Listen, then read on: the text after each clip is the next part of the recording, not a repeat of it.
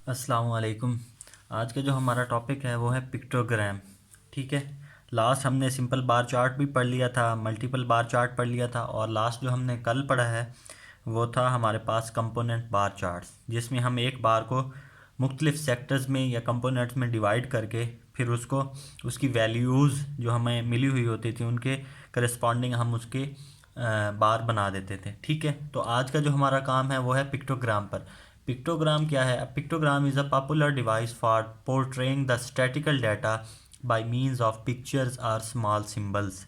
हमने उसी statistical data को, जिसको हम पहले बार्स की शक्ल में या फिर मल्टीपल बार या फिर कंपोनेंट बार की शक्ल में हम उसको रिप्रेजेंट कर रहे थे in the form of graphs, तो अब हमने क्या करना है, उनको पिक्चर्स या कुछ सिंबल्स, कोई भी सिंबल्स आप ले लेंगे तो सिंबल्स की फॉर्म में हम उसको रिप्रेजेंट करेंगे। ठीक है।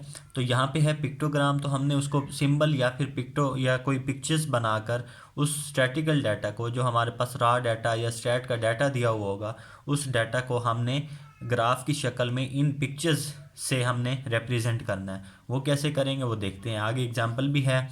तो पहले इसको समझ लें कि पिक्टोग्राम वैसे है क्या। पिक्टोग्राम का सिंपल सा मतलब ये है कि आपके पास जो भी डाटा मौजूद होगा स्टैट का, यानी कि जो रॉ डाटा जो हम पढ़ते हुए आ रहे हैं, जो भी डाटा होगा आपने उस डाटा को पिक्चर्स की फॉर्म में, मुख्तलिफ शक्लों की फॉर्म में, या फिर कोई भी सिंबल्स की फॉर्म में आप उसको रिप्रेजेंट करेंगे। ठीक है। तो पहला जो है आगे उसने लिखा हुआ है, it is said that a picture is worth 10,000 words. ठीक है। सिंपल सी बात है कि आपके पास कोई भी एक पिक्चर मौजूद हो ना, तो आप उसे देख के बहुत कुछ बता सकते हैं, बहुत कुछ उसको एक्सप्लेन कर सकते हैं उस पिक्चर को देखकर। तो आपकी यादें भी आपकी बहुत सी यादें जुड़ी होती हैं उस तस्वीर के साथ या इस तरह का।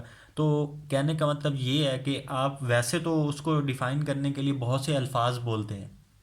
ठीक है। किसी भी चीज़ को बताने के लिए या एक्सप्लेन करने के लिए काफ़ी ज़्यादा लफ्ज़ हमें बोलने पड़ते हैं, लेकिन एक जब पिक्चर सामने आती है तो हमें उसको देखते ही हमें बहुत सारी चीज़ें समझ आ जाती हैं। इसका मतलब क्या हुआ? इसका मतलब ये हुआ कि हम जो 1000 वर्ड्स बोलेंगे उसके बरक्स अगर एक पिक्चर हमें नज़र आ जाए तो हम उस पर कंपनसेट कर सकते हैं, यानी कि उस पिक्चर को देख के ही समझ सकते हैं कि क्या इसका क्या मीनिंग है, क्या कहना चाह रही है ये पिक्चर।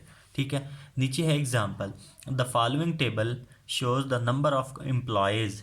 वो कह रहा है नंबर ऑफ एम्प्लॉयज़ हैं इन अ सर्टन टेक्सटाइल मिल। एक टेक्सटाइल मिल है, उसमें बहुत से एम्प्लॉयज़ हैं। वो क्या है? Represent the data by means of a pictogram. वो कहता है इनका जो डाटा है मिल का और एम्प्लॉयज़ का, ठीक है, तो वो कहता है इसको पिक्टोग्राम के ज़रिए शो करें। कैसे आप शो करेंगे? तो उन्होंने जो डाटा दिया वो ईयर्स दिए हैं। सबसे पहले क्या दिया है? ईयर्स दिए हैं यहाँ पर। ये ईयर्स हैं 1950, 1955, 1960 और 1965। ठीक है। और नंबर ऑफ़ एम्प्लॉयज़ क्या हैं? 1950 में थे उनके पास 2004। ठीक है। 1955 में थे उनके पास 2990। ठीक है। 1960 में थे 4240। और इसी तरह 1965 में उनके पास एम्प्लॉयज़ जो थे वो थे 5380। ठीक है। इस डाटा को हमने पिक्टोग्राम के ज़रिए शो करना है। ठीक है। तो सोल्यूशन जो है, सोल्यूशन में मैंने पहले पहले क्या दिया है, representing 1000 employ by one picture, कि आपने 1000 एम्प्लॉय को एक पिक्चर से रिप्रेजेंट करना है। क्या करना है?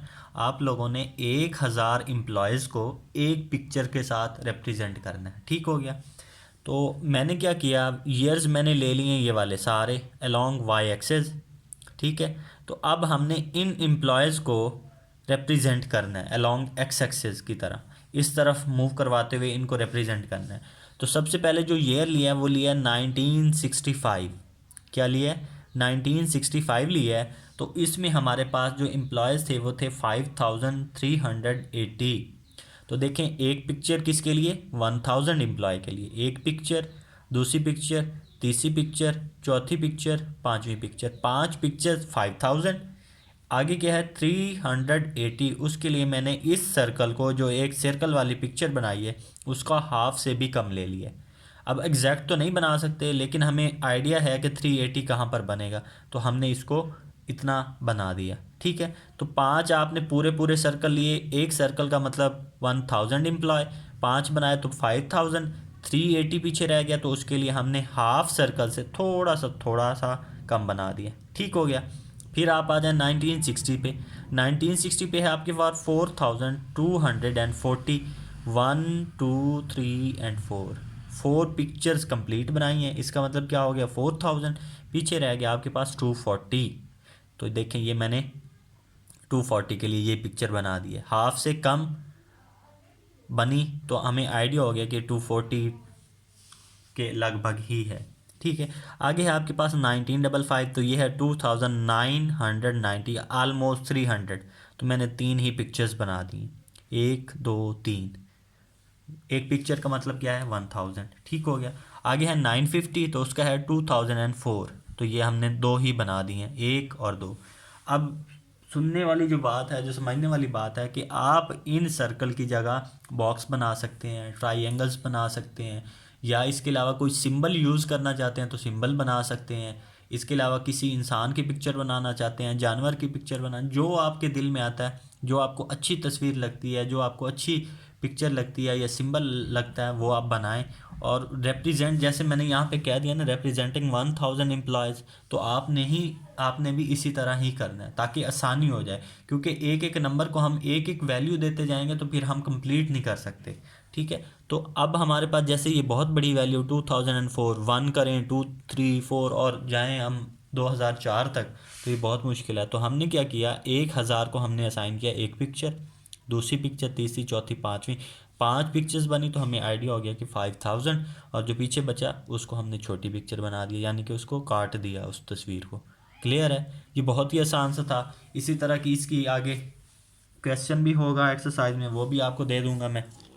तो इसके बाद जो है वो है आपका नेक्स्ट जो हमने पढ़ना है वो है पाई डायग्राम। क्या है, पाई डायग्राम। पाई डायग्राम क्या होती है, pie diagram also known as sector diagram. Pie diagram also known as sector diagram, कि हम क्या करते हैं, एक सर्कल को मुख्तलिफ सेक्टर्स में, एक सर्कल को मुख्तलिफ सेक्टर्स में हम उसको क्या करते हैं, डिवाइड कर देते हैं, तो वो बनते हैं मुख्तलिफ सेक्टर्स। एक सर्कल से सेक्टर्स बनते हैं, तो तभी हम उसको क्या कह रहे हैं, सेक्टर डायग्राम। ठीक है, is a graphic device consisting of a circle divided into sectors or pie shaped pieces। ठीक है, कि आपके पास एक सर्कल होता है, सर्कल को आप डिवाइड कर देते हो सेक्टर्स में या पाई शेप्ड पीसेस में, whose areas are proportional to the various parts into which the whole quantity is divided। ठीक है, एक सर्कल की होल क्वांटिटी होती है, एक सर्कल की होल क्वांटिटी कंप्लीट वैल्यू होगी, उस कंप्लीट वैल्यू को हम छोटे छोटे पार्ट्स में क्या करेंगे, तकसीम कर देंगे। वो सारे छोटे छोटे पार्ट्स जो हैं वो अगर उनको इक्वल किया जाए, कंप्लीट किया जाए, तो वो हमारे पास क्या बनता है, एक